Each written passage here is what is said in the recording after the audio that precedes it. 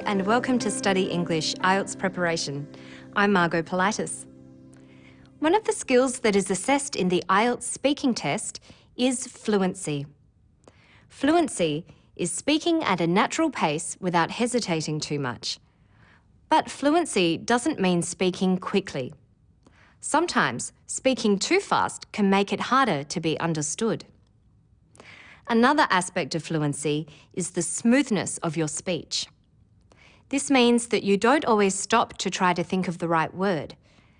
Listen as the golfer in the next clip talks about her career.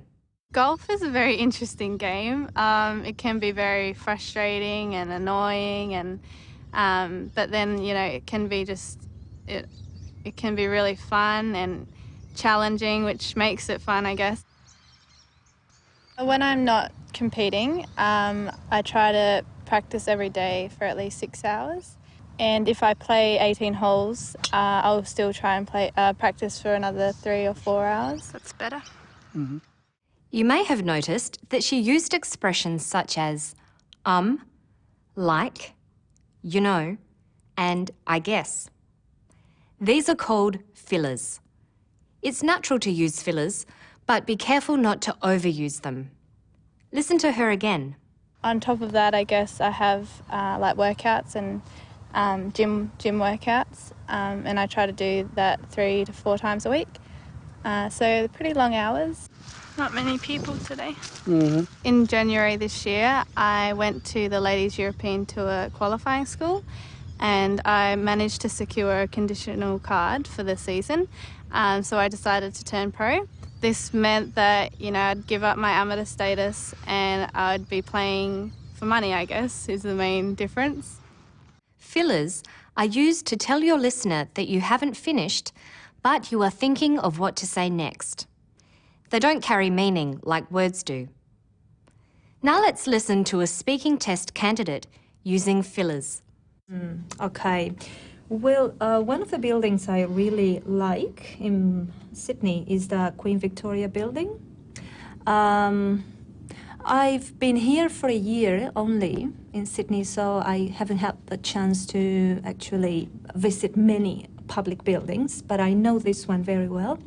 I like it because it's got a very interesting old style, and it's very elegant, it's very spacious.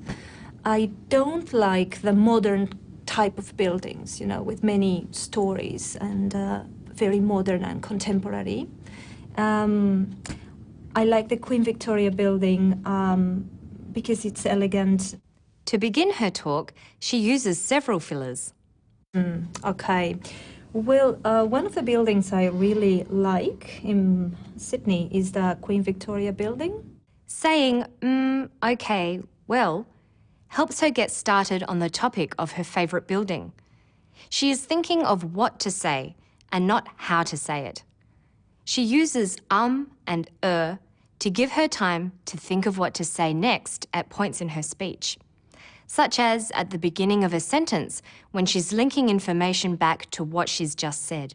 One of the buildings I really like in Sydney is the Queen Victoria building. I've been here for a year only in Sydney. Next, she uses fillers just after the words because and to give her time to think of reasons. I like it because it's got a very interesting old style, and it's very elegant, it's very spacious. She also uses the filler, but this time to show that she is sharing knowledge. In this case, that modern buildings have many stories. I don't like the modern type of buildings, with many stories and very modern and contemporary. Let's listen to another clip where she uses in the same way while answering a question about eating habits in the future. Well, I think they will, because, the rhythm of life, the pace of life is becoming, more and more stressful and faster. So I think there is less time to eat, and we have to eat in smaller amounts, but with the same quantity of vitamins and nutrients. She uses expressions with similar meanings, the rhythm of life, the pace of life, to help her talk flow. Using synonyms, opposites, and related vocabulary gives continuity to her talk. It makes it possible to continue talking without repeating the same words. Listen again. Well, I think they will, because, the rhythm of life, the pace of life is becoming, more and more stressful and faster. So I think there is less time to eat, and we have to eat in smaller amounts, but with the same quantity of vitamins and nutrients. Being able to talk on a variety of subjects confidently will make it easier to maintain fluency.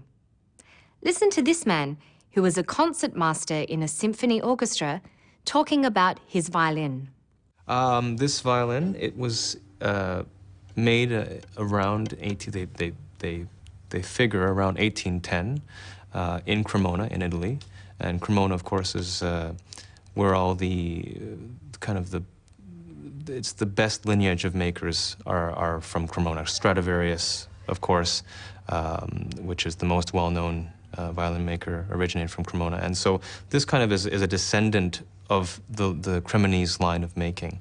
And I've been lucky enough to own this violin. My parents bought it for me when I was 14, I think. So very, very lucky to have a nice almost 200-year-old Italian instrument. He was thinking of better ways to say what he meant and was able to easily change what he was saying mid-sentence. Listen again.